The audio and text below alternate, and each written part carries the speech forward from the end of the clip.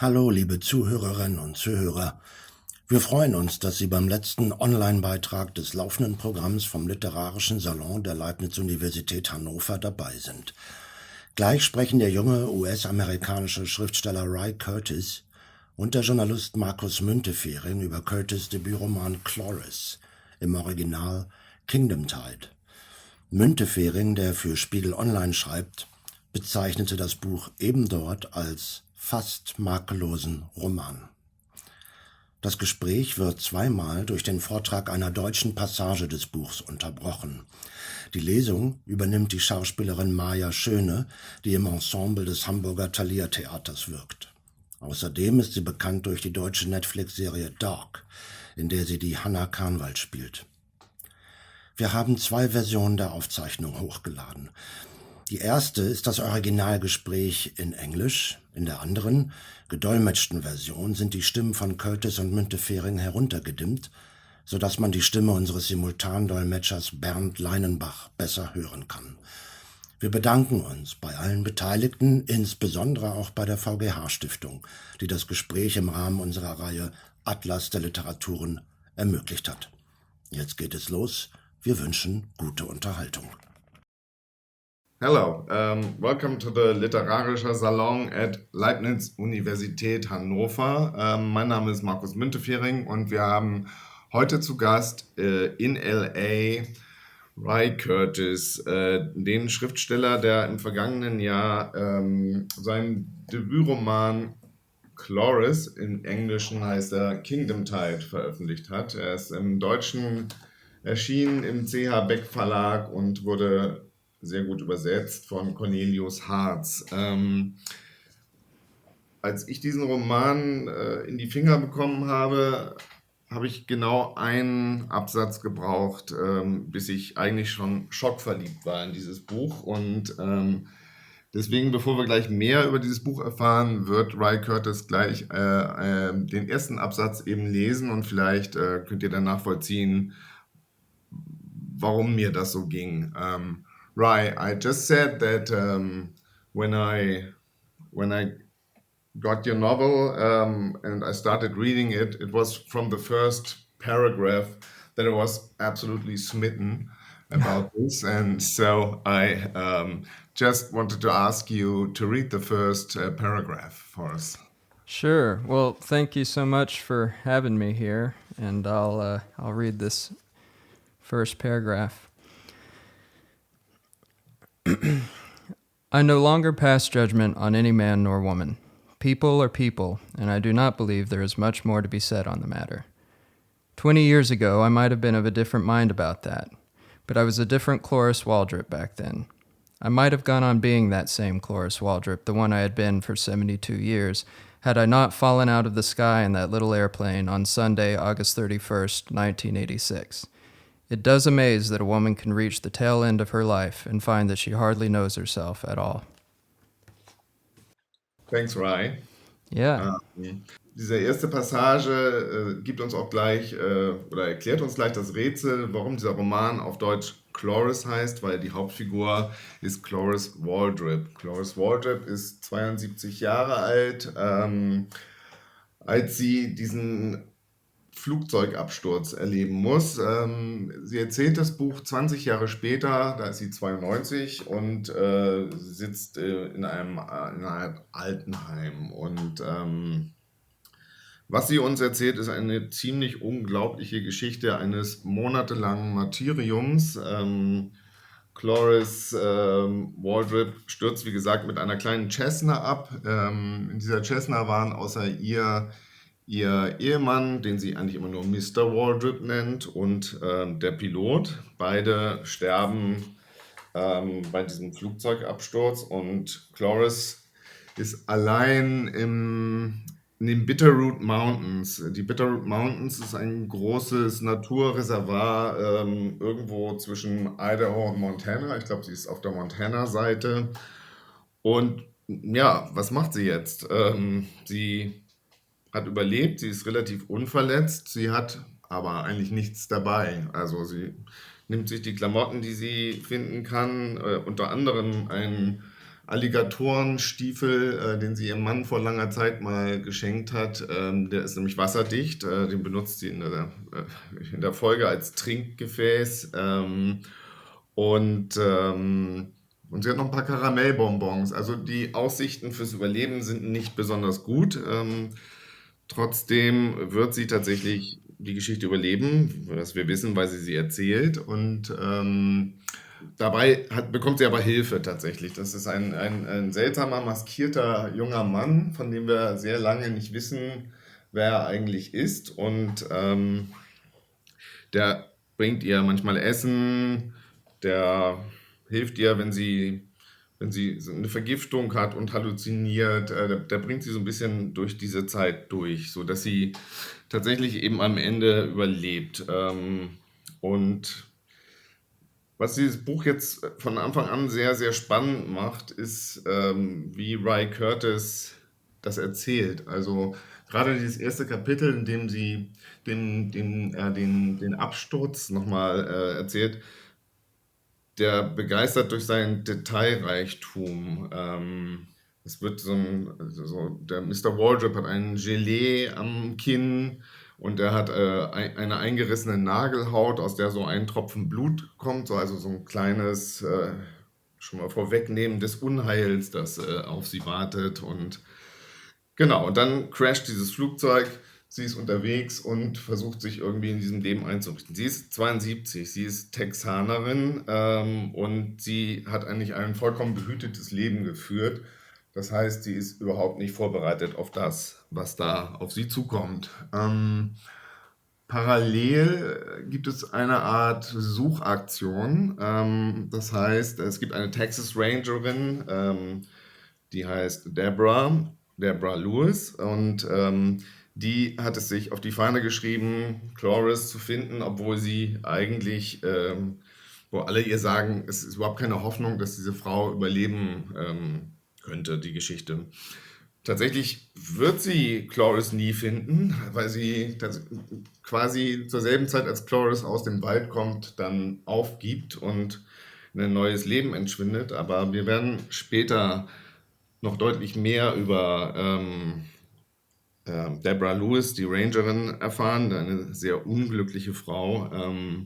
Aber jetzt soll es erstmal ein bisschen um Rye Curtis gehen, denn Rye Curtis ist so ein bisschen auch noch er ist ein Unbekannter, ne? Es ist ein Erstlingsroman und der Klappentext in dem Buch ist sehr, sehr, ich würde mal sagen, kurz gefasst. Rye Curtis stammt aus Amarillo, Texas. Er hat einen Abschluss von der Columbia-Universität und lebt in Queens.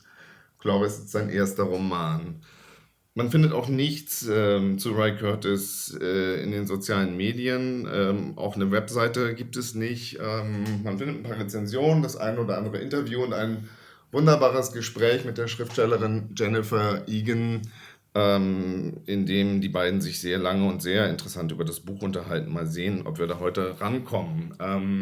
Rye, I just told the people some about the setting of the book and about the materium of Cloris, and I also told them that that there's not very much to be known about you right now, because in the book it only says you come from Amarillo, Texas, and you live in Queens, and I didn't find a website, I didn't find any social media. How's that?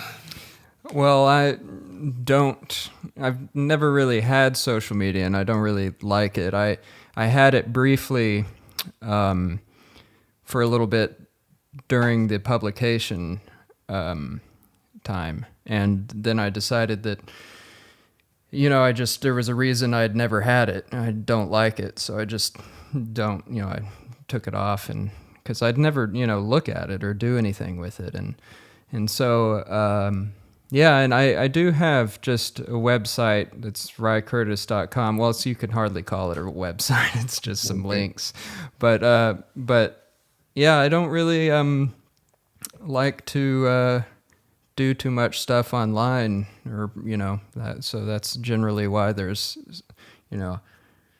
such a dearth of information about me out there.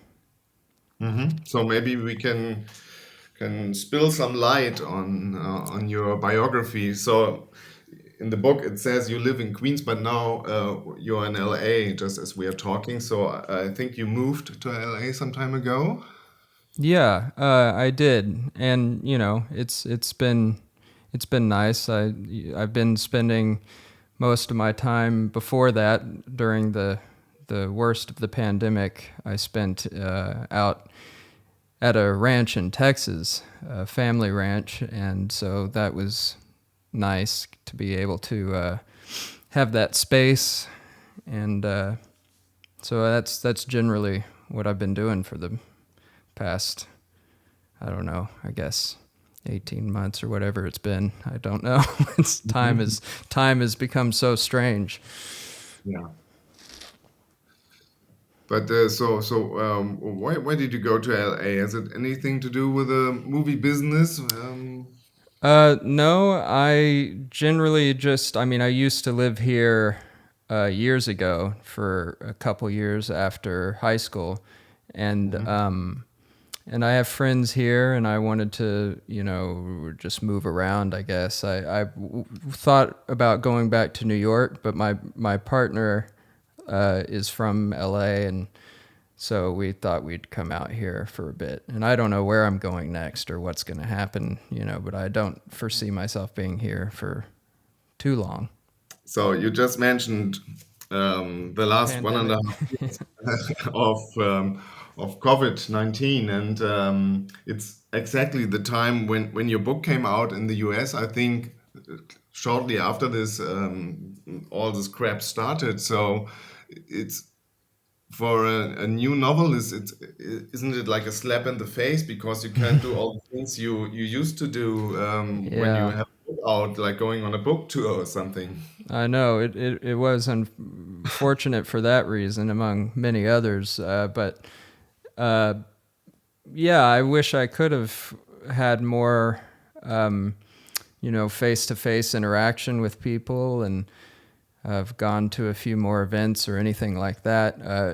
It would have been obviously better. I like to travel, so I would have liked to have, even this would have been nice to do somehow in person in a studio.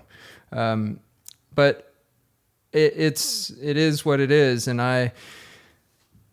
part of me also doesn't. I don't like the whole kind of promotional aspect of what this entails, writing a book.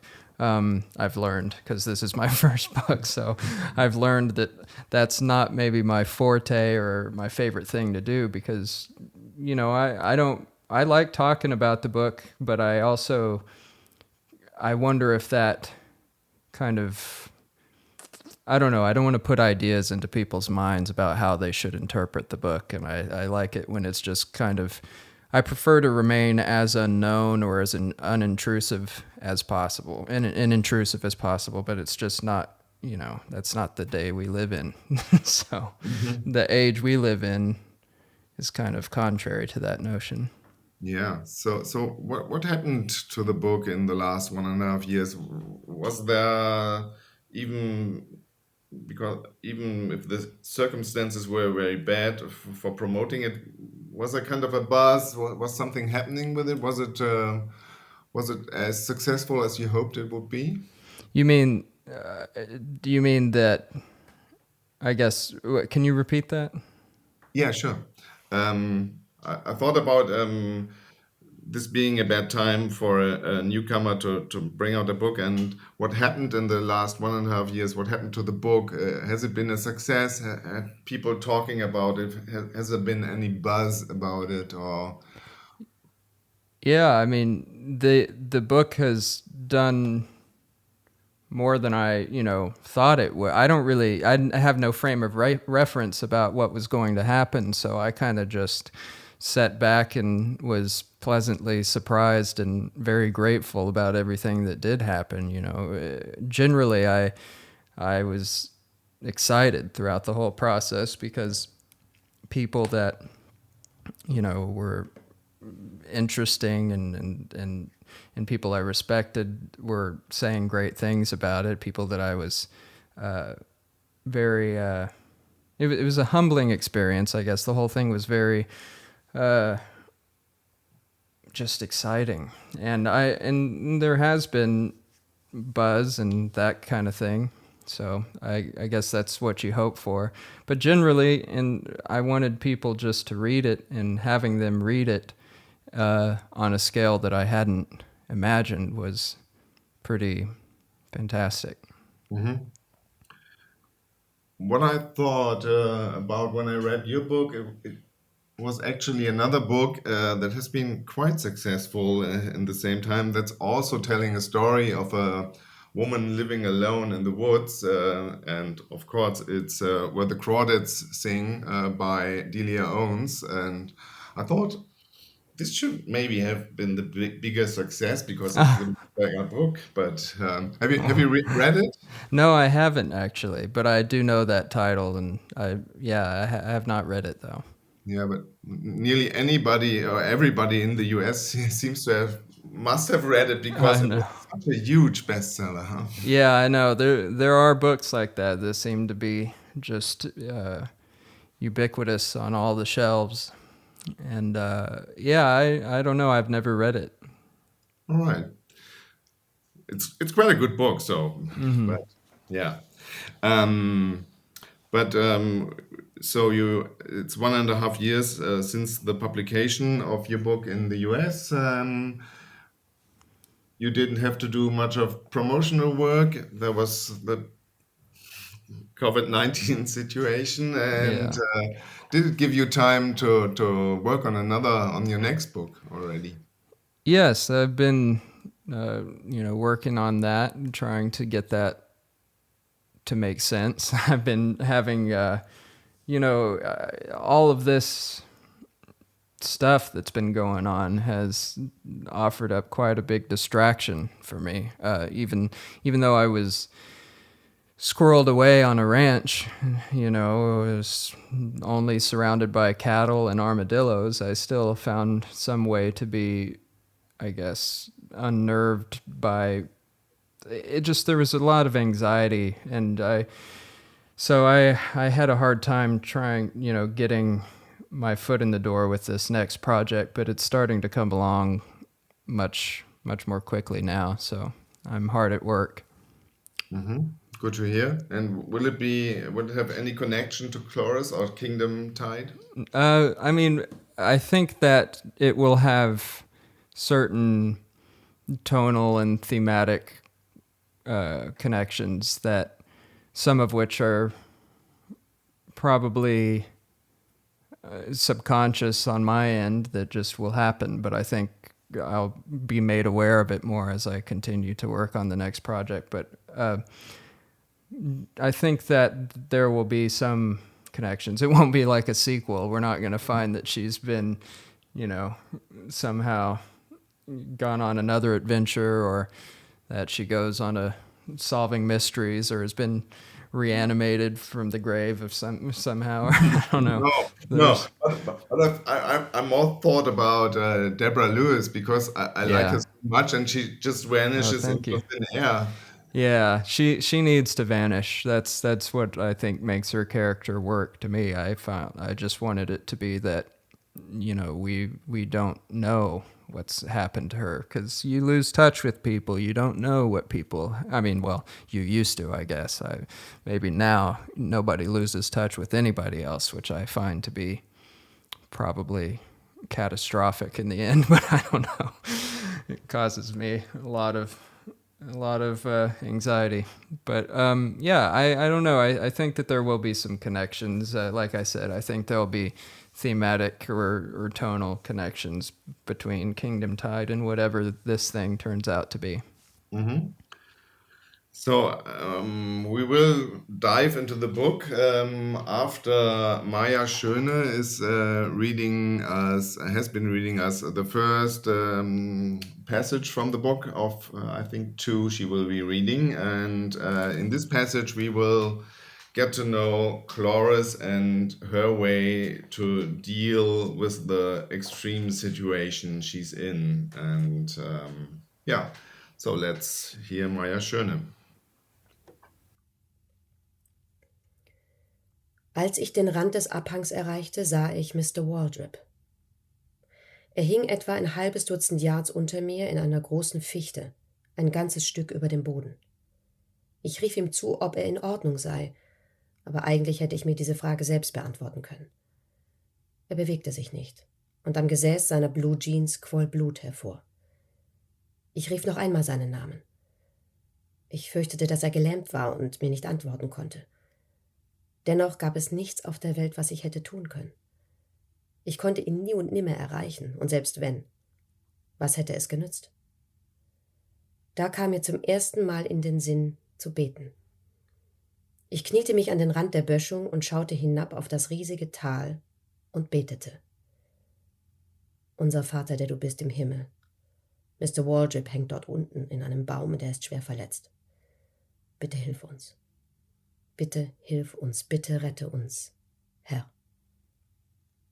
So betete ich eine ganze Weile, während Mr. Waldrips Blue Jeans komplett violett wurden. Bestimmt würde ich dort heute noch sitzen und beten, hätte ich nicht hinter mir einen Schrei gehört, wie ich ihn noch nie vernommen hatte. Es war ein Schrei in hoher Tonlage, wie von einem Geisteskranken. Es klang, und ich möchte für diesen unangenehmen Vergleich sogleich um Verzeihung bitten, wie ich mir vorstelle, dass ein etwas einfältiger Mensch brüllt, wenn er bei lebendigem Leibe verbrannt wird. Nun, ich schrie ebenfalls auf und hielt mir die Hände vors Gesicht. Schließlich drehte ich mich um und ließ die Hände sinken. Grundgütiger. Terry war zu sich gekommen und kaute auf dem Blut in seinem Mund herum und kreischte dabei ganz furchtbar, er hörte gar nicht mehr auf. Einer der Mieter hier in meinem Haus in Brattleboro, Vermont, hat einen Sohn, Jacob, der im Rollstuhl sitzt und sich überhaupt nicht bewegen kann, nicht einmal die Augenlider. Es ist furchtbar. Seine Augen müssen nachts geschlossen und am nächsten Morgen wieder geöffnet werden. Das erledigt eine Pflegerin, eine kräftige Frau in Weiß mit großem Kopf und einer kleinen Sprühflasche mit Kochsalzlösung am Gürtel, mit der sie den ganzen Tag über alle 2 Minuten seine Augäpfel benetzt. Jacob kann nicht blinzeln. Dafür kann er umso besser schreien. Das ist auch schon so ziemlich alles, was er kann. Wenn ich ihn vom Hausflur aus höre, muss ich immer an Terry denken. Den Rest des Tages über saß ich verwirrt an eine Kalksteinwand gelehnt, streckte meine Beine in die Sonne und drehte den Ehering an meinem Finger. Mr. Waldrips Großmutter, Sarah Louise Waldrip, hatte ihm den Ring vermacht, und sie hatte zu dem Stück eine abenteuerliche Geschichte auf Lager, die sie ständig erzählte, wie ihr Mann den Ring bei einem Zigeuner eingetauscht hatte gegen einen Sack Mehl und eine Steinschlosspistole. Angeblich kam der Zigeuner in der folgenden Nacht zurück, erschoss den Schäferhund und räumte das Haus leer. Sogar die Vorhänge nahm er mit, nur den Ring ließ er zurück. Wäre ich ein abergläubischer Mensch, hätte mir diese Geschichte sicherlich Sorgen bereitet. Soweit ich es beurteilen konnte, war ich nicht ernsthaft verletzt. Ich hatte den Schnitt auf der Stirn und ich spürte die Arthritis in meinen Knien. Ich hatte mich eingenässt, was mir sehr peinlich war, aber ich möchte hier alles berichten, was geschehen ist, auch die unangenehmen Aspekte, die ich am liebsten auslassen würde. Vielleicht gerade die unangenehmen Aspekte. Von dort aus, wo ich saß, hinter dem kleinen Flugzeug, konnte ich Terry nicht sehen, aber bei Gott, ich hörte ihn den ganzen Tag brüllen und über Menschen plappern, die ich nicht kannte, und die Dinge taten, die gegen jegliche Logik verstießen. Ich schaute oft zum Rand des Abhangs hinüber, wo Mr. Waldrips Stiefel stand. Ich bemühte mich, den Willen aufzubringen, mich wieder an die Kante zu begeben, unterhalb derer sein Körper in der Baumkrone hing. Aber es gelang mir nicht. Wie es sein kann, dass ich damals keine einzige Träne vergoss? Ich habe keine Ahnung. Es ist schon seltsam, wie sich unser Geist in brenzligen Situationen zu entspannen vermag. Ich glaube, ich war eine ganze Weile lang nicht in der Lage, einen klaren Gedanken zu fassen. Mehrere Ärzte haben mir attestiert, dass ich damals unter Schock stand. Sie könnten durchaus recht haben. Vielleicht stehe ich heute noch unter Schock. Als die Berge langsam dunkel wurden, betete ich zum Himmel. Herr, sagte ich, bitte lass mich nicht im Dunkeln auf diesem Berg hier sterben. Bitte rette mich, Herr. Meine Güte, gab es jemals eine selbstsüchtigere Frau als mich? Dann wurde Terrys Stimme leiser und er sagte, »Du? Ja, genau. Ein Junge? Glaube ich nicht. 2 von mir sind in jeder Badewanne. Entschuldige, tut mir leid, ich wollte nicht, dass du es herausfindest. Ich liebe diesen Mann. Sind Sie fertig, Dr. Kessler? Dieses Gas macht mir Angst, ich kann mich nicht bewegen. Es kommt mir vor, als wäre ich auf einem Berg.« Ich ging zum Flugzeug, blieb aber an der Seite, so dass ich Terry nicht ins Gesicht sehen musste. Ich sah nur, wie seine Beine vom Sitz baumelten und ich konnte ihn riechen. Ich fragte ihn, wie er sich fühlte. »Erwachsen«, sagte er. »Ich fühle mich erwachsen. Bin zu groß für meine Kniehosen.« »Gut«, sagte ich. Ich sprach in ganz ruhigem Tonfall, damit er nicht wieder anfing zu brüllen. Ich fragte ihn, was wir tun sollten. »Mein Kopf tut weh«, sagte er. »Habe ich Karies? Badewasser. Kellnerin.« Hinter den Bergen in der Ferne war die Sonne halb untergegangen und tauchte die Gipfel in ein prächtiges Violett. Es sah aus wie eines der Aquarelle, die Mr. Waldrips Mutter anfertigte, als sie alt wurde und so verrückt wie ein Ochsenfrosch, und beschloss, dass die Malerei ihre Berufung sei und sie ihre Hausschuhe fortan an den Händen tragen werde. Ständig liefen die Farben ineinander, und hinterher konnte man kaum noch ahnen, was sie da eigentlich hatte malen wollen.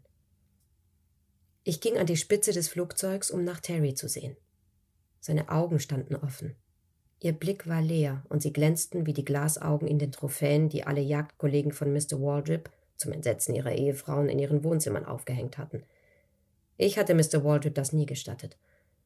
Ich fand es reichlich makaber, sich Köpfe an die Wand zu hängen.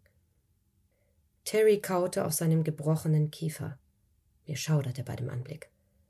Nie zuvor war ich Zeuge solch blutiger Vorgänge geworden. Mr. Waldrip und ich sahen uns keine Kinofilme an, die so etwas zeigten. Ich hatte bereits Menschen sterben sehen, aber nicht so. Vater war 5 Jahre zuvor ganz friedlich von uns gegangen, in seinem Bett unter der Daunendecke. Mutter wenig später, im Alter von 93 Jahren, auf ähnliche Weise. Davy hatte Schüttelfrost bekommen und war im Schlaf gestorben, als er 11 Jahre alt war. Möge er in Frieden ruhen. Über Terrys rechtem Ohr war ein Loch. Ich sage Loch, eigentlich fehlte ein ganzes Stück von seinem Kopf. Es war irgendwie abgerissen worden, und ein Teil davon lag auf seiner Schulter und sah aus wie eine Art Schulterklappe aus dem Fruchtfleisch einer Wassermelone. Er sang ganz leise im Falsett einen Song mit dem Titel »Time After Time«, von dem ich mittlerweile weiß, dass ihn ein paar Jahre zuvor eine junge Lesbierin namens Cyndi Lauper gesungen hatte. Die werte Mrs. Squime teilte mir später mit, Terry habe Time After Time nie erwähnt, und dies sei auch gar nicht die Art von Musik gewesen, die er normalerweise gehört hatte. Sie könne nicht nachvollziehen, wieso ihm vor seinem Tod ausgerechnet dieser Song in den Sinn gekommen sei. Ich saß vor ihm auf dem Erdboden. Ich nehme an, ich wollte einfach nicht allein sein, auch wenn er nun wirklich nicht die angenehmste Gesellschaft darstellte. Er sang immer und immer wieder aufs Neue dieses Lied, bis ich den Text auswendig konnte. Die Sonne war nun vollständig verschwunden, und über uns schien ein heller Vollmond. Nach einer Weile verstummte Terry. Sein geschundenes Gesicht bewegte sich nicht mehr. Er hatte die Augen weit aufgerissen, aber sie zeigten kein Anzeichen von Leben mehr. Das Blau in ihnen war grau geworden. Das war der Moment, da ich mir sicher war, dass er nun endlich verstorben war. Ich hatte so etwas noch nie gesehen, und ich hoffte, dass ich auch nie wieder so etwas würde sehen müssen. Der Anblick sucht mich heute noch heim. Ich kletterte zurück in das kleine Flugzeug und nahm Platz in meinem Sitz. Inzwischen hatte es sich merklich abgekühlt. Meine Jacke steckte in meiner Reisetasche, und die befand sich in der anderen Hälfte des Flugzeugs, die Suchtrupps einige Wochen später an der Nordseite des Gipfels fanden und deren Einzelteile nahezu in Form eines 6-eckigen Sterns verstreut waren. In dem leuchtend roten Koffer, der beim Absturz auf mich gefallen war, fand ich einen Wollpullover mit buntem Zickzackmuster, wie ihn die jungen Leute im Fernsehen hin und wieder trugen. Ich hatte großes Glück, dass Terry ein hochgewachsener Mann war, denn so fand ich in seiner Kleidung diverse Textilien, mit denen ich mich gegen die Kälte schützen konnte. Ich mummelte mich in den Pullover und lehnte mich in meinen Sitz zurück. Dann war es schrecklich still, bis auf Terrys Lied, das ich immer noch in den Ohren hatte. Ich bemühte mich, mir möglichst wenig Sorgen um meine Situation zu machen oder darum, dass Mr. Waldrip immer noch in der Fichte hing. und ich bemühte mich, nicht auf Terrys Hinterkopf zu starren. Von dort aus, wo ich saß, sah er unheimlicherweise fast genauso aus, wie kurz bevor wir vom Himmel gefallen waren. Ganz so, als wäre an diesem einen Stückchen Welt die Zeit stehen geblieben. Als es schon so dunkel war, dass ich nicht mehr schätzen konnte, wie spät es war, kletterte ich nach vorne zum Cockpit. Und dort blinkte in den Überresten der Bedienelemente ein kleines gelbes Licht. Es war ein Funkgerät. Mein Herz setzte aus. Ich nahm das Lautsprechermikrofon und hielt es mir vor den Mund. Ich weiß noch, wie ich zitterte und dass es mir plötzlich am Hals und hinter den Ohren ganz warm wurde. Ich hielt den Kopf an der Seite des Mikrofons gedrückt und sagte immer wieder: »Hier ist Cloris Waldrip. Bitte helfen Sie mir. Ich heiße Cloris Waldrip. Hilfe, ist da jemand? Ich heiße Cloris.« Okay, in this passage, we just learned that Cloris is sitting in a state of shock near the Cessna, near the wreck of the Cessna, and the pilot is still living, and he's singing actually, and so he's singing Time After Time by Cyndi Lauper, which I found quite nice because I used to like the song in the 80s. But why did you choose Time After Time? Well, I wanted it to seem as if it were a song that he might sing because it had been on the radio so much and that he had been stuck in his head whether he liked it or not. And that's kind of what I was interested in. I wanted it to be that, I think, at some point in the book, Cloris says that Terry Squime's wife mentioned that, she didn't know he even liked that song or something like that. And that he just, it kind of adds, it makes you ask questions, why that song? And that's kind of why I chose it. But I think that it's like I said, it was a popular song, and somehow the lyrics make sense as well. And I like the song. I think it's one of those popular songs that's also pretty good. Yeah, and of course, what we didn't mention before, I think it's but you read it. This book is taking place in 1986. So why did you choose the 80s as a setting for this? Well, there were lots of different reasons, but I usually, when I'm thinking of stories, like to just set them in other times, just because it gives me more to mess around with and learn about that period. And also Cloris needed to be a certain age with a certain background and come to all of her realizations about herself and her past at a specific time, and that time was 1986, because it just would have lined up that all of what she'd experienced through, from a historical perspective, would have generated the character that she is. So, for her sake, it had to be 1986. But, and if it hadn't have been Cloris in the situation, you could have said it probably any time. But like I said, she needed to be an elderly woman with that kind of a perspective. Mm-hmm.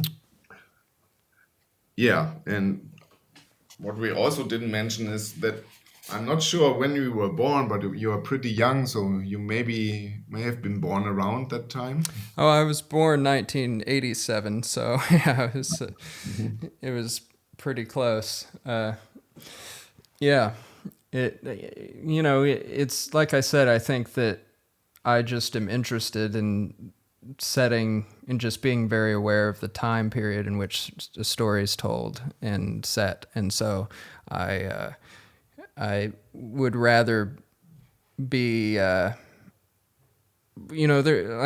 a lot more to do if it's set in the 80s for me. I have a lot more to think about in how all the characters are going to behave and what references they have, and I don't have to deal with a lot of current event references or if it's set in the present time, there's a lot of stuff to deal with that I just didn't want to deal with in this book. Or if I did want to deal with them, I did it through, it's better to do it in my mind from a perspective slightly in the past or somehow just outside of the current era. You can find a lot of different ways to see what's going on today from a different perspective. And the 80s were you could have a character like Jill. I saw her as being pretty much an 80s kind of teenager that was also almost ahistorical in her strange sort of behaviors. So there's a lot to do for me when I would set it in another time. I think, Jill, we're coming to Jill later. I think first we have to talk about Cloris Waldrip, who's really a great and unforgettable character, and she's in this really dark situation, but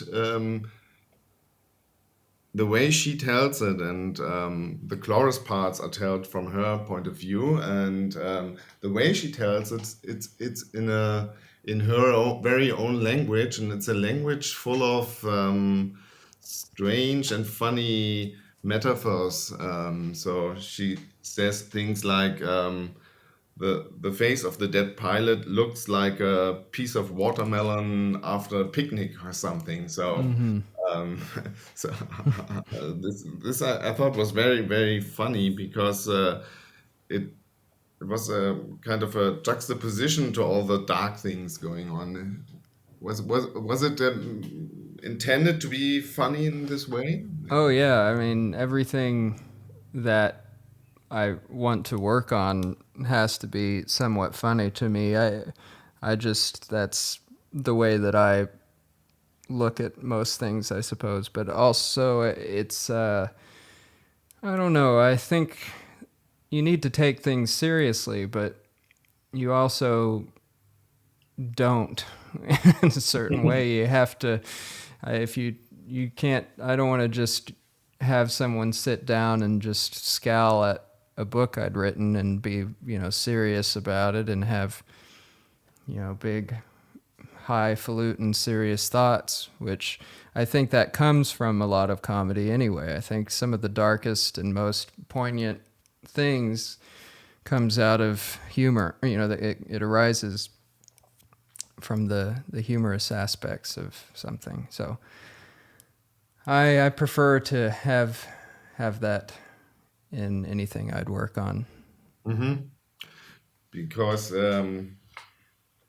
what we will learn later that there are a lot of desperate people in this book, and Cloris maybe is the one exception because she had this this very easy life living in the north of Texas, I think it is, and her husband was quite successful. Was he an oil man or something?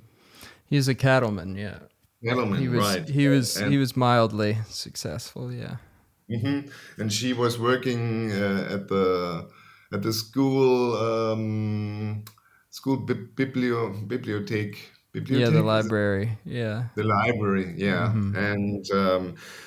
And all she ever had to complain about were maybe her friends who were kind of getting on her nerves or something. Yeah. And now she's in this situation and she confronts it kind of hands-on. So I like that one. So she just says she takes this boot of leather from her husband's feet and she uses it as a drinking thing. And there was I like that very much about it. And Cloris is a strange name. People will make fun of it later in the next passage we will hear later. But how do you get to this name Cloris? I know Cloris Leachman, who was in the great movie MASH, Once Upon a Time. Yeah. But Other than that, I think I've never heard Cloris. Well, some people would pronounce it Cloris, and she pronounces it Cloris, and it's the thing is I came across it in a book at my dad's ranch. He has a big library of old, dusty books about the local history of the Panhandle.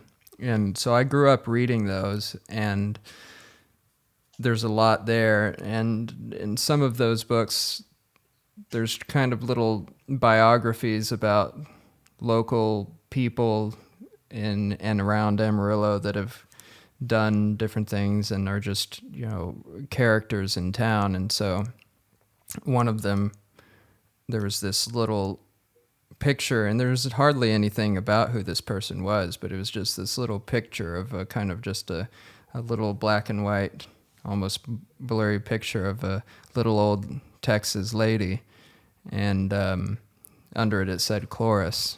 And so I thought, well, that seems like her, and I thought this is a great name.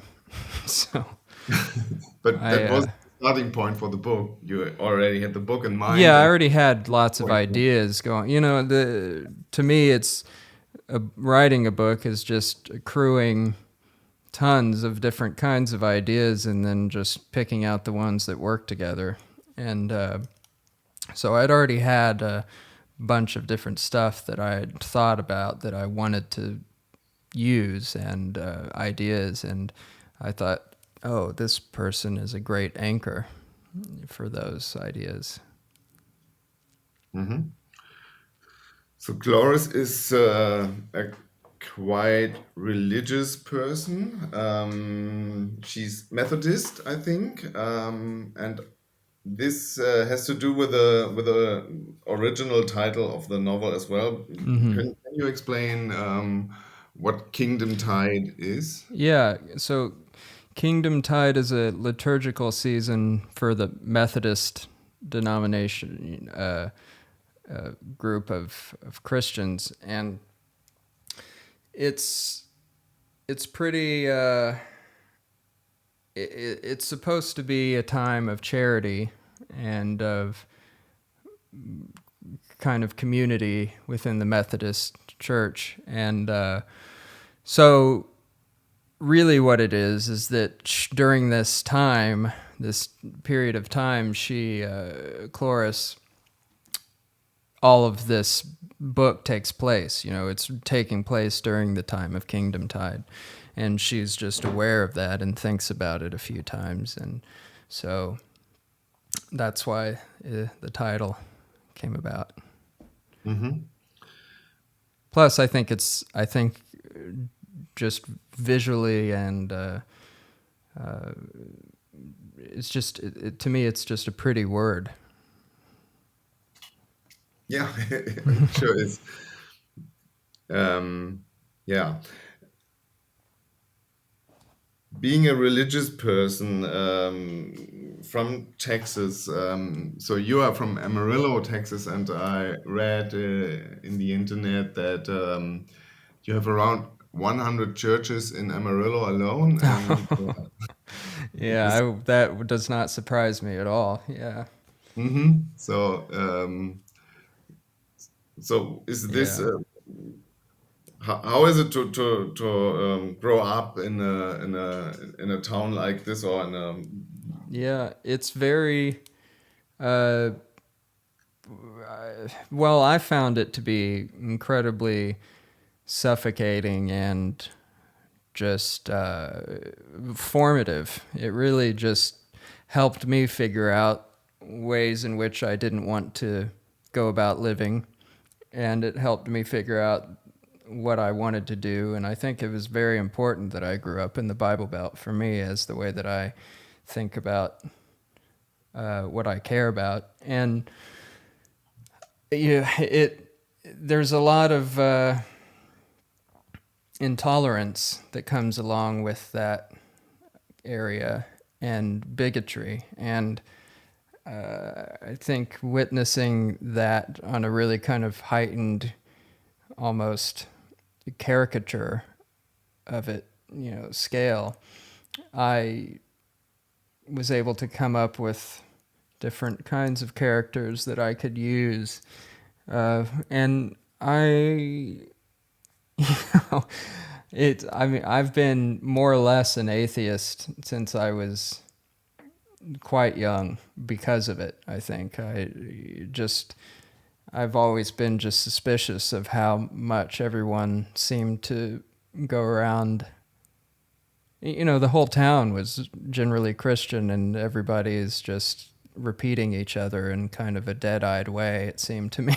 I mean, religion is a big thing that I think about quite often, and so I like to find ways to write about it, and I wanted to.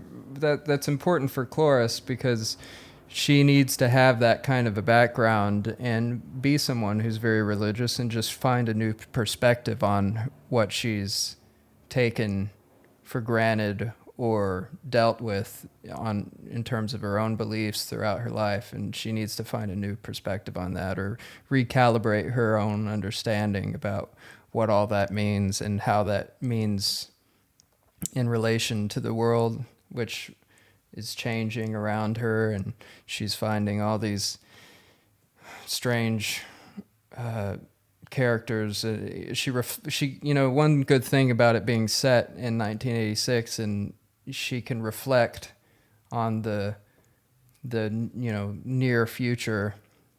She can reflect in some ways on the present or on the near present for us, and have a lot to say about that, and a lot to say about it through her perspective of growing up in a town with 100 churches, Mm-hmm.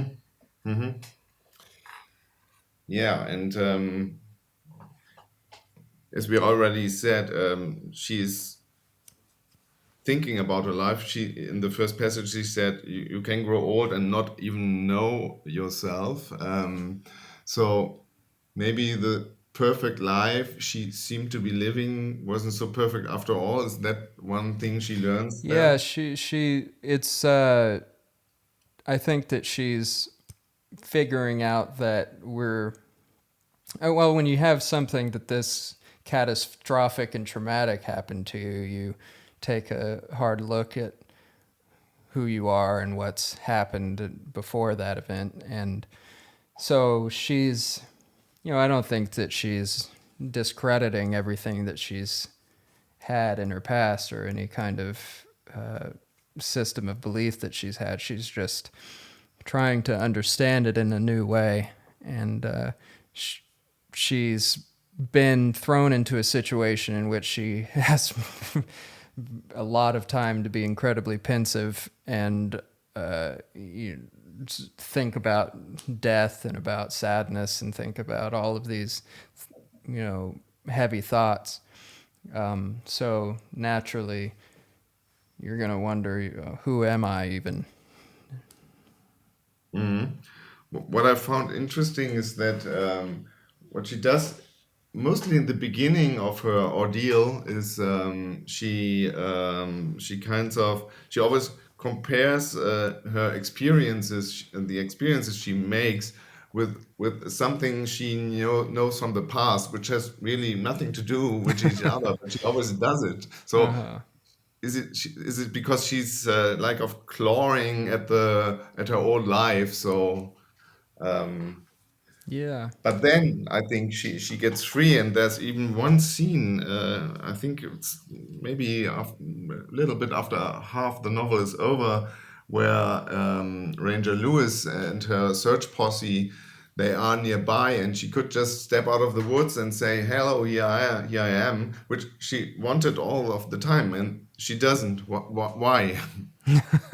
Well, I think, if I were to explain why, that might not be so fun for the readers, but I think that it's, you get in a situation like that, it's hard to say how you behave.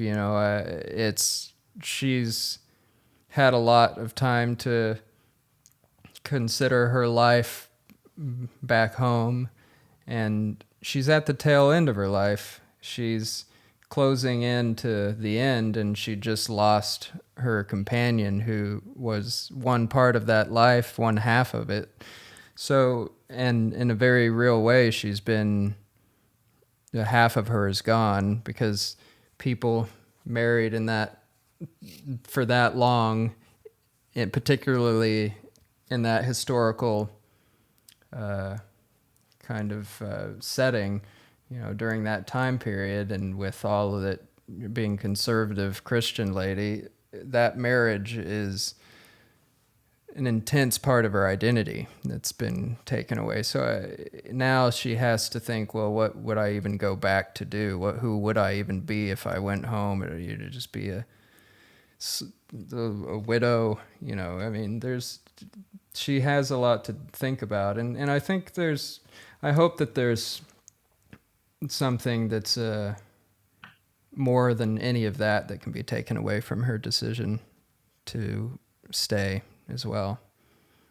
So, What I really wondered about reading the book and knowing that you're a pretty young writer is, and of course you're a male writer, how did you get the perspective of a 32-year-old woman, or even 92-year-old woman, because she's telling it 20 years later? So yeah. So how did you get into this perspective? Well, it's fiction. You can imagine things. That's the great thing about it. You get to traverse your own experience and imagine what it would be like to be somebody else, or to experience something entirely foreign to you. And I have a lot of references in my life that I can point to imagine how that would be, or to use as it's kind of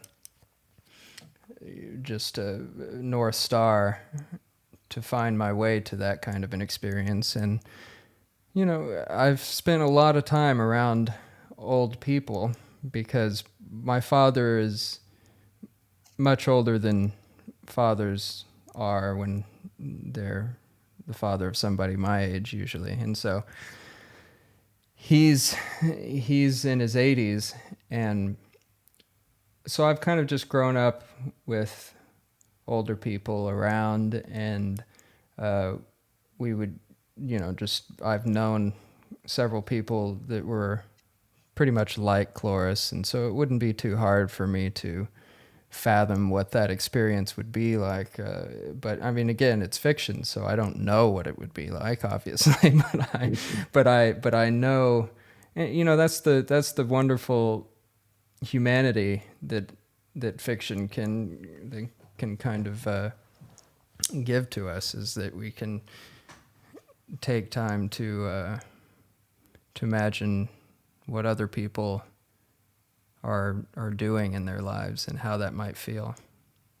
It's interesting, because I think nowadays lots of people would disagree, and they would say, if you talk from the perspective of an old lady or a black person, it would be cultural appropriation, and they would say it has to be banned, and it's a kind of a discussion going on right now. Well, yeah, I think that's a tricky thing, because nothing to me is just one way or the other when it comes to that. I think there are books that are written that do feel done, that they were written in poor taste, or they weren't.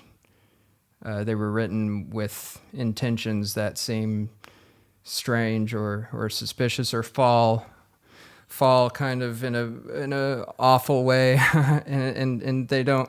There are books where you can say, well, this character that they're writing about doesn't seem to have authenticity about them, or something like that.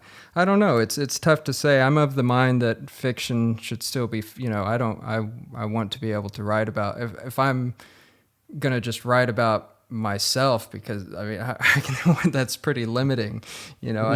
We can only truly know ourselves, and hardly that at all anyway. So if we're to believe that everything else beyond us is off limits to imagine, then we're going to have a pretty truncated literary world out there. And so I don't know. I think that you have to take great care when you're writing anything. You have to be aware of your choices. And I think books that aren't aware of their choices or why they're doing what they're doing or do it haphazardly, that can be gross or offensive or just not good, really, just ineffective, and or have results that were,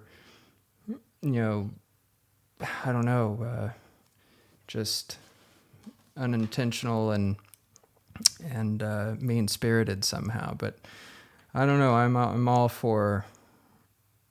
I don't think that you have to kind of know what you're doing, I suppose. You can't just go in there blindly and write about something that you have no clue about and don't want to know about, and have only your own stereotypes that you aren't even aware of that you're writing from. That kind of a perspective it just makes for bad writing, boring writing.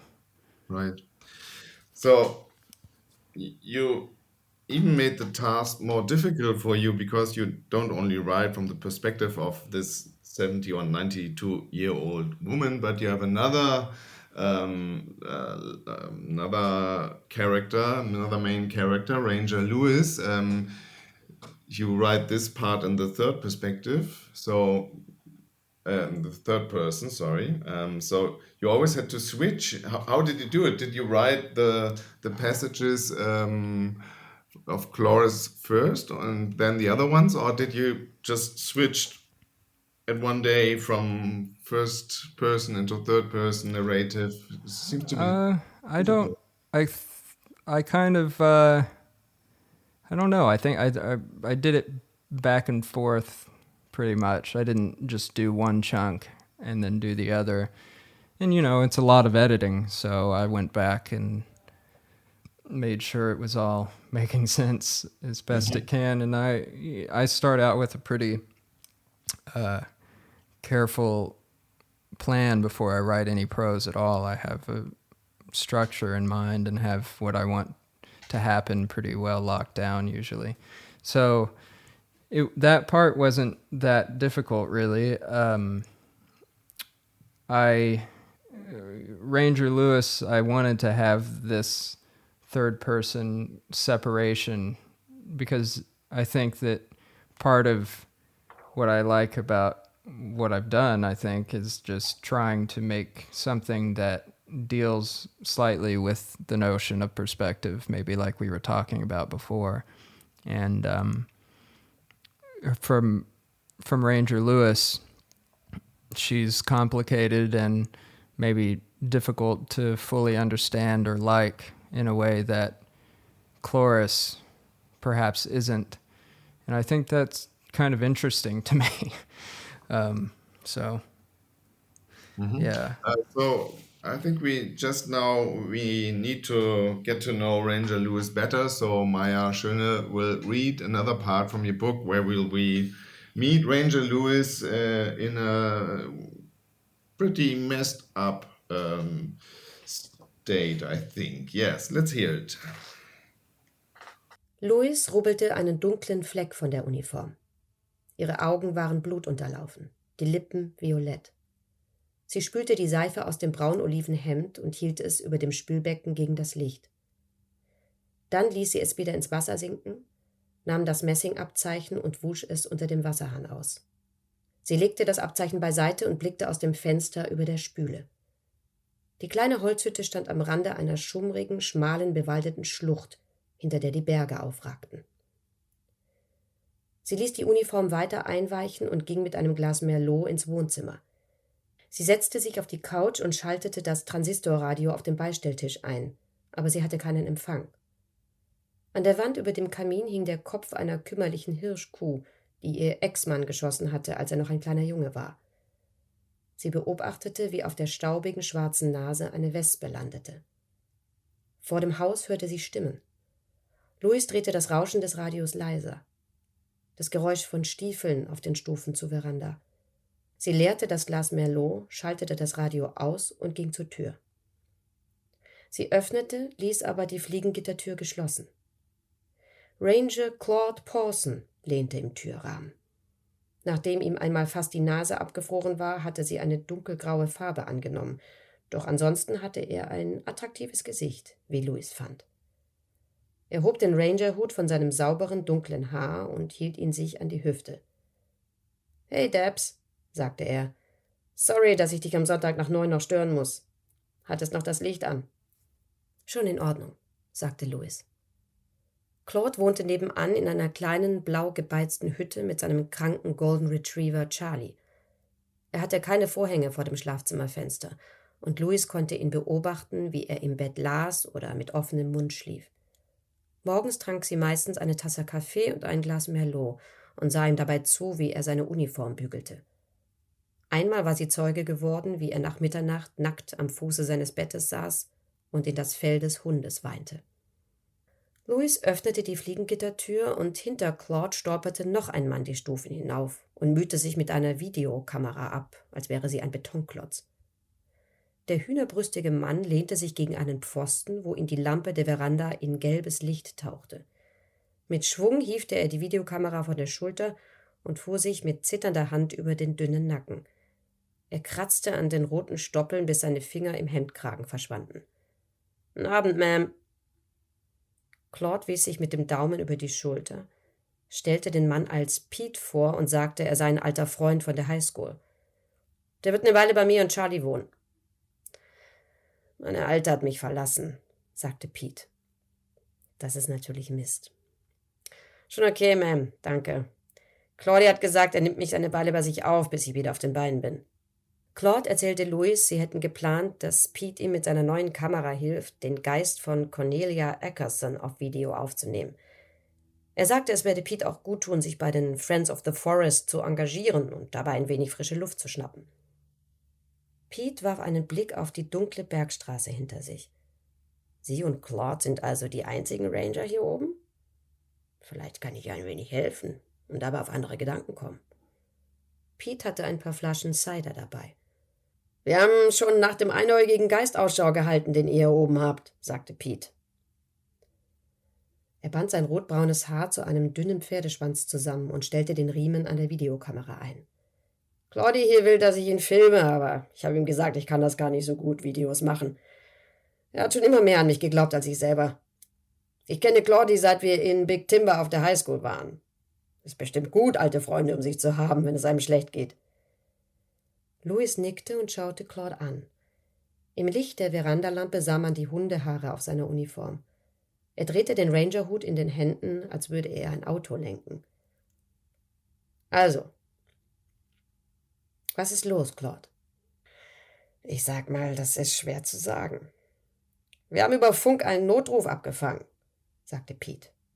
Claude hob eine Hand. »Überlass das mir, Petey. Wir wissen nicht mit Sicherheit, ob es ein Notruf war.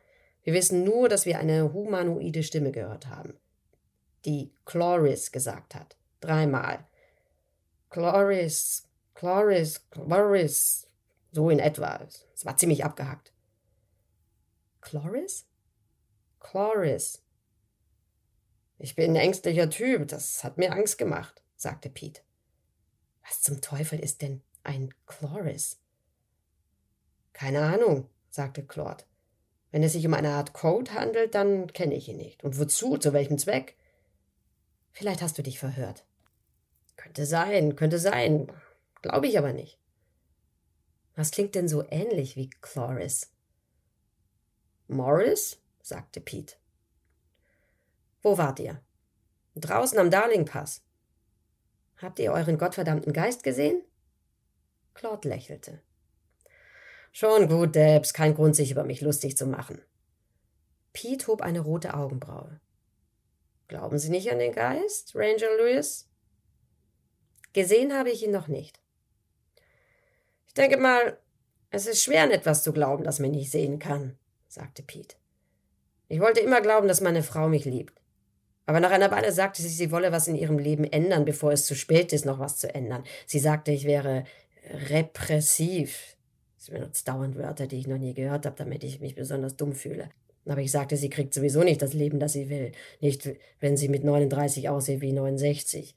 Oder einen einzigen sauberen Zahn im Maul. Pete hat schon ein paar Cider-Intus, sagte Claude. Habe ich dir eigentlich erzählt, was sie gesagt hat, Claudie? Warum erzählst du mir das nicht später? Nein, nur zu, sagte Louis. Was hat sie gesagt? Sie hat gesagt, dass ich ein seltsames Herz in einer seltsamen Brust habe. Dass ich obenrum aussehe wie eine hässliche alte Frau. Tut mir leid, Petey. So sollte sie nicht über dich reden. Nun, ist schon okay. Ich weiß, dass ich eine seltsame Brust habe. Habe ich mein ganzes Leben lang gehabt. Bin damit auf die Welt gekommen. Pectus carinatum. Aha, ein seltsames Herz? Ich weiß immer noch nicht, was sie damit meint. Sorry nochmal, dass es so spät ist, Debs, sagte Claude und wandte sich ihr zu. Dachte halt, ich informiere dich kurz über die Sache mit diesem Wort Cloris, falls du meinst, wir sollten da irgendwas tun, wo ich noch nicht drauf gekommen bin. Louis hielt sich am Türpfosten fest und sah zum dunklen Himmel hinauf. Sie musste an das Fell eines schwarzen Labradors denken, bei dem sie zugeschaut hatte, wie ihr Vater ihn in seiner Tierklinik einschläferte. Sie erwiderte Claudes Blick. Du musst nicht jedes gottverdammte Wochenende nach mir sehen. Mir geht's gut. Ich weiß. Okay, sagte sie. Männerstimme oder Frauenstimme? Kann ich nicht sagen. Könnte eine Frau oder ein Junge gewesen sein. Pete streckte seine Hand aus und öffnete die kleinen Finger. Für mich klang die Stimme wie von einer einsamen Frau, sagte er in bedeutungsschwangerem Tonfall. Gut. Ich merke mir das für morgen früh. Ihr zwei solltet heimgehen, bevor Cornelia eure Zungen frisst und euch zu Neptun schickt. Na komm, Debs, mach dich nicht lustig. Wie war das? Fragte Pete. Der gottverdammte Geist, nach dem Claude mit dir suchen will, sagte Louis. Zahnfleisch, Zungen, Haare und Eier.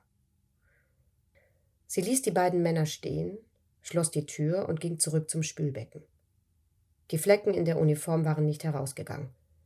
Sie warf das Hemd in den Mülleimer. Sie trank noch ein Glas Merlot und anschließend nahm sie ein langes Bad, trank dabei eine weitere Flasche und hörte »Fragen Sie Dr. Howie«. Eine Frau mit dröhnender Stimme rief im Sender an und wollte wissen, wie es sein könne, dass die Leute sie und ihren Mann für wirklichkeitsfremd und umständlich hielten. Sie fragte, ob es normal sei, dass sich die Menschen wie Leute verhalten, die sie im Fernsehen gesehen hätten.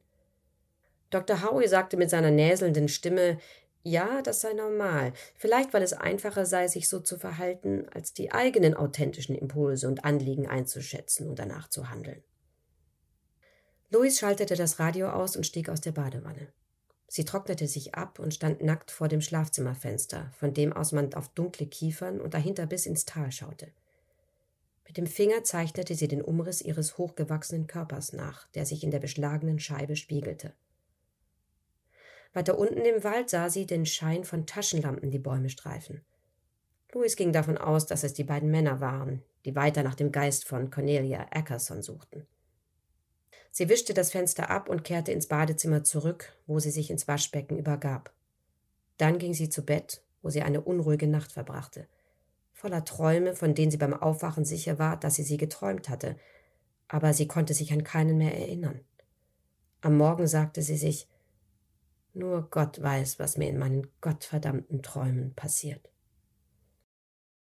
Yeah, I think this is one of the funniest passages in the book because not only of Ranger Lewis, because of the Cloris discussion. So they hear the name Cloris from the radio and they say, what is a Cloris? And so they don't come up with that it's a name. I think that was really funny because we talked earlier about Cloris being a pretty strange name, so they don't even realize that it is a name. So, but, yeah. But Ranger Lewis, I think Deborah Lewis, she's 37 and she's always having this this Merlot with her, the Merlot wine, and Oh, she the has Merlot, yeah. on the hip, and she's I think it's in her thermos. Is it called thermos in English? In her thermos, and she always thinks nobody notices that she's drinking wine all day long. So Yeah, an extraordinary, grotesque amount. yes, and this is funny and tragic in the same time, I think, because it's funny because you always see her and with the red teeth and the red lips, and she spills it on a uniform all the time. But on the other hand, you have a deeply disturbed woman who has been left by her husband, I think 3 months ago, really? Yeah. Yeah, I think so. It's been a Yeah. while since I've read it. So so she's kind of traumatized too, and but she's pretty determined to find Cloris. Yeah. Everybody says no, she's dead, and but she goes on. Is it because you think that? Is it because maybe it's the only sense she can make out of her life right now, searching? That she's so obsessed with trying to find Cloris, you mean? Is that, Yeah. yeah. Well, yeah, I think that for her, it becomes a good focal point to banish all the other scary nonsense that she's dealing with in her life. And I think she also seems to have just plenty of varying issues that she needs to confront in some way or another, or maybe doesn't need to, but it would probably do her well. And I think that her fixation on Cloris, there's a lot there that I thought would work well, perhaps to be in parallel with, their stories being in parallel highlights a lot of what they could, of those kinds of themes, or creates discussion about what their similarities might be, or how their lives are the same and different, and all of that, and the different trials that they've had with people, and their, her interpersonal relationships with her work friends, and her, the burgeoning relationship that she has with Bloor, offers a different kind of wilderness in my mind to contend with than what Cloris has, but a wilderness nevertheless.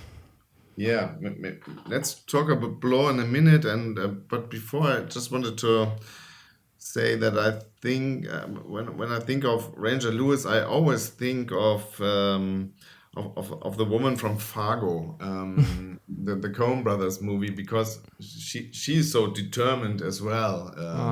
Right?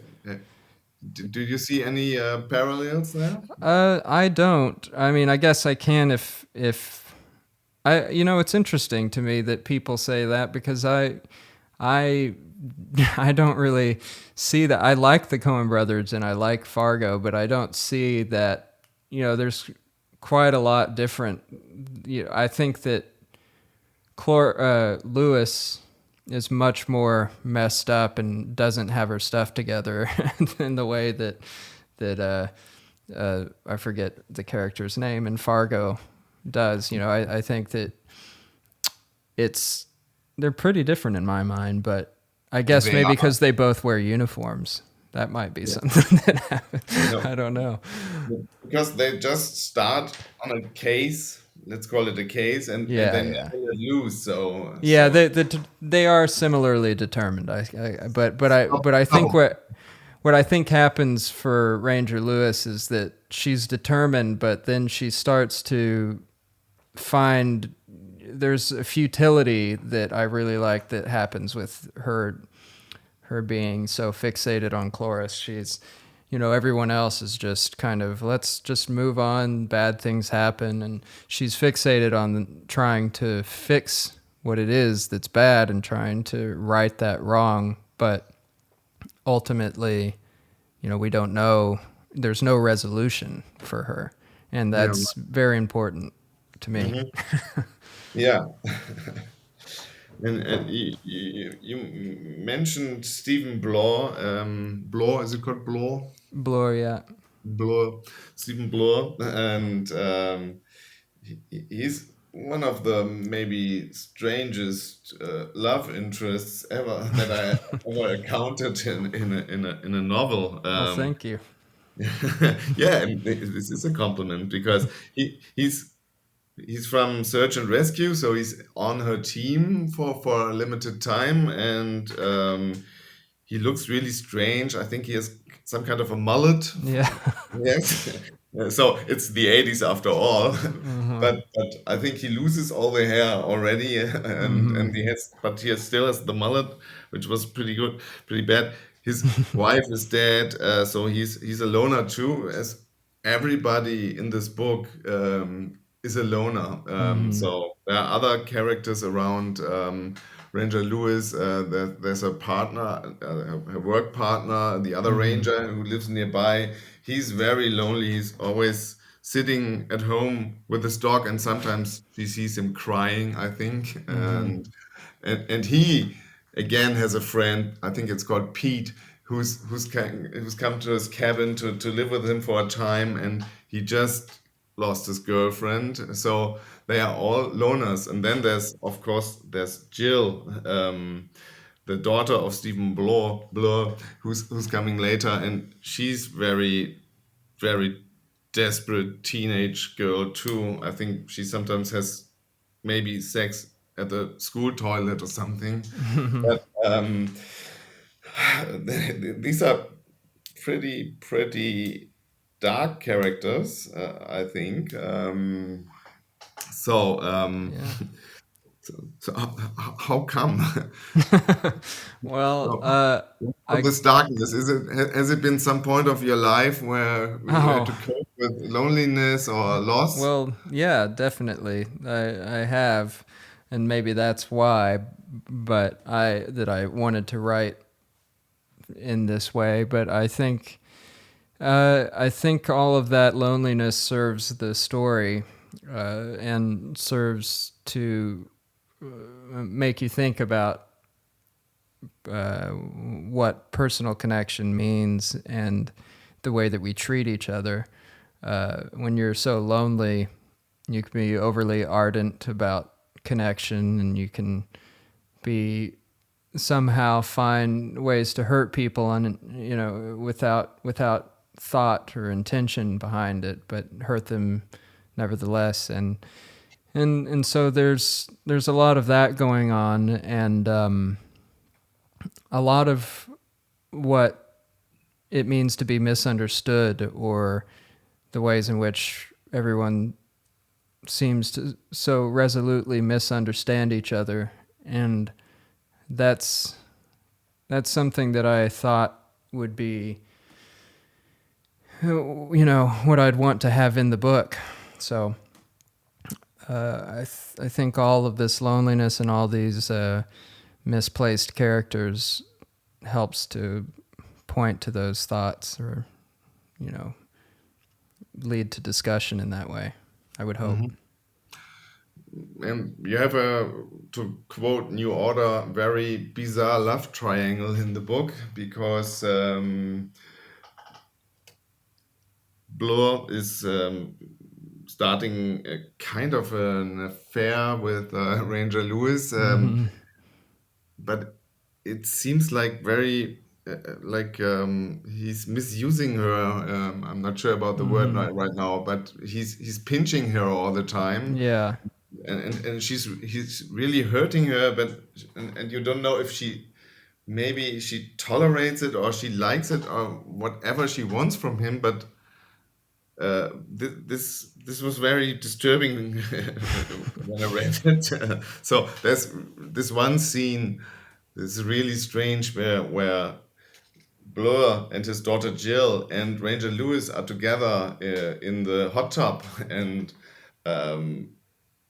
I think they're nearly naked, they're nearly drunk, and then the daughter leaves, and then they are starting to have something that is not sex, but maybe some kind of violation, I think, really.